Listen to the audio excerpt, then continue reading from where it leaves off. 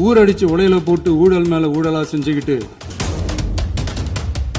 ஓசி bus 1000 ரூபாய் case இப்படியெல்லாம் பேச தெரியாதுதான்.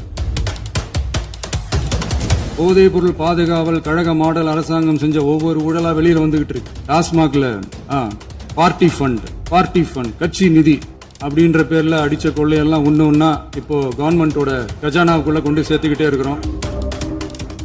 நாம ஏதோ ஷூட்டிங்ல இருந்து நேரா வந்து சிஎம் ஆன மாதிரியே சில பேர் ஒரு இமேஜ் கிரியேட் பண்றாங்க. அவங்களுக்கு அவங்க ஆசைப்படுற லாங்குவேஜ்லயே சொல்றோம், அது வெறும் ரியல் கிடையாது.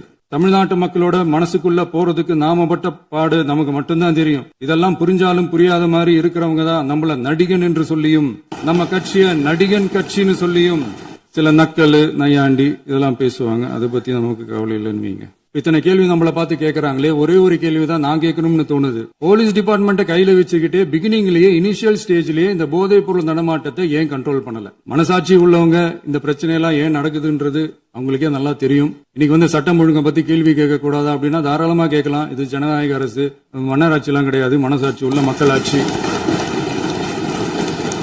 அதனால கேள்வி கேட்கலாம், எல்லாருக்கும் எல்லா உரிமையும் உண்டு. விமர்சனம் செய்யலாம், எல்லாருக்கும் எல்லா உரிமையும் உண்டு. ஆனா நம்ம ஆட்சியில என்ன நடவடிக்கைகள் எடுத்திருக்கோன்றது தெரிஞ்சுக்கிட்டு அதுக்கு ஏத்த மாதிரி ஒரு நடுநிலையா பேசுனீங்கன்னா கொஞ்சம் நல்லா இருக்கும். சட்டம் ஒழுங்கை பத்தி யாருக்கு என்ன யோசனை இருந்தாலும், மக்கள் நலனுக்காக யாருக்கு என்ன யோசனை இருந்தாலும் அதை தாராளமாக சொல்லலாம். நம்ம அரசு அது காது கொடுத்து கேட்கும். ஆனா நம்ம அரசனுடைய நிர்வாக திறன் அதை பத்தி பேசுறவங்களுக்கு இந்த ஊரடிச்சு உலையில போட்டு ஊழல் மேல ஊழலா செஞ்சுக்கிட்டு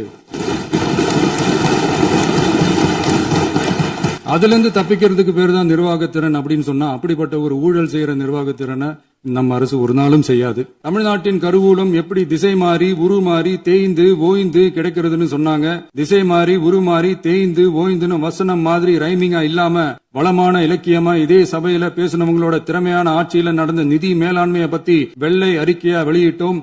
வெள்ளை அறிக்கை வந்ததிலிருந்தே கண்ணை கட்டுதுங்க. அந்த காலத்துலதான் பிள்ளை தொல்லைன்னு சொன்னாங்க. அதே மாதிரி தாங்க அவங்க ஆட்சியாலையும் அவங்களாலையும் இன்னைக்கு தமிழ்நாட்டுக்கே தொல்லை.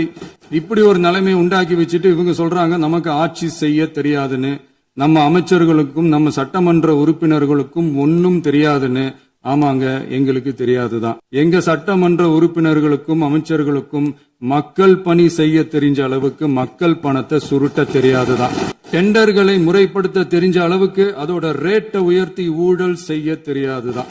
பதவி உயர்வு வழங்கவும் பணி இடமாற்றம் கலந்தாய்வு நடத்தவும் தெரியுமே தவிர பதவி உயர்வுக்கும் பணியிட மாற்றத்திற்கும் பணம் பறிக்க தெரியாதுதான். ஓசி பஸ் 1000 ரூபாய் கேஸ் இப்படியெல்லாம் பேச தெரியாதுதான்.